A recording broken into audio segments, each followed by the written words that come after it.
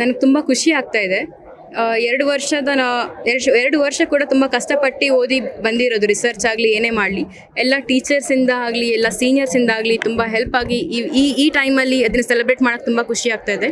ಈ ಟೈಮಲ್ಲಿ ನಾನು ಕೆಲವೊಬ್ಬರನ್ನ ನೆನೆಸ್ಕೊಳಕ್ಕೆ ತುಂಬ ಆಸೆ ಪಡ್ತೀನಿ. ಅದರಲ್ಲಿ ಮುಖ್ಯವಾಗಿ ನನ್ನ ಅಜ್ಜ ಕೆ ವೆಂಕಟೇಶ್ ಹಾಗೂ ನನ್ನ ಅಜ್ಜಿ ಕೆ ವೇದಾವತಿ. ನನ್ನ ಅಜ್ಜ ಅಗ್ನಿಶಾಮಕ ಅಧಿಕಾರಿ, ಅವರು ಕೂಡ ರಾಷ್ಟ್ರಪತಿ ಪದಕ ಪಡೆದುಕೊಂಡವರು. ತದನಂತರ ನನ್ನ ತಂದೆ ಹಾಗೂ ನನ್ನ ತಾಯಿ. ನನ್ನ ತಂದೆ ಮಾಜಿ ಸೈನಿಕ ತಿಮ್ಮಪ್ಪ HP ಹಾಗೂ ನನ್ನ ತಾಯಿ ಸುಪ್ರೀತಾ BV, ನನ್ನ ಅಕ್ಕ. ಇವರೆಲ್ಲರ ಪ್ರೀತಿ ಹಾಗೂ ಪ್ರೋತ್ಸಾಹದಿಂದ ನಾನು ಇಲ್ಲಿ ತನಕ ಬಂದಿದ್ದೇನೆ.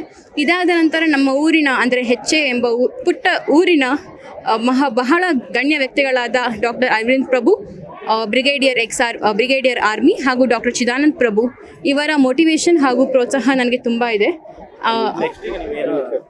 ಹಾಗೂ ಅನಿಲ್ ಶಾಸ್ತ್ರಿ ಅವರು.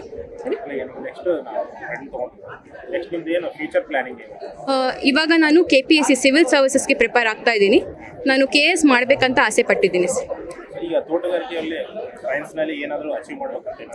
ಹಾಂ ಸರ್, ನಾನು ARS ಎಕ್ಸಾಮ್ಸ್ಗೆ ಅಪ್ಲೈ ಮಾಡಿದ್ದೀನಿ.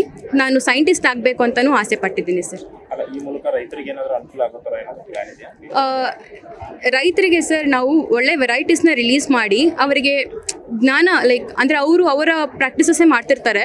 ನಮ್ಮ ಸೈಂಟಿಫಿಕ್ ವಿಧಾನನ ಅವ್ರಿಗೆ ತಲುಪಿಸೋದು ತುಂಬ ಇಂಪಾರ್ಟೆಂಟ್. ಅವ್ರಿಗೊಂದು ಸ್ವಲ್ಪ ಅವ್ರಿಗೆ ಗೊತ್ತಿರುತ್ತೆ, ಬಟ್ ಕಾಲೇಜಿಂದ ಮಾಡೋ ಎಕ್ಸ್ಟೆನ್ಷನ್ ವರ್ಕ್ನ ಅವ್ರಿಗೆ ತಿಳಿಸೋ ಒಂದು ಆಸೆ ನನಗಿದೆ ಸರ್. ರೈತಾಭಿವೃದ್ಧಿಗೆ ಹೆಲ್ಪ್ ಮಾಡಬೇಕು ಅನ್ನೋ ತುಂಬ ಆಸೆ ಕನಸು ಇದೆ ಸರ್, ಯಾವುದೇ ಕೆಟ್ಟ ಉದ್ದೇಶ ಇಲ್ಲದೆ.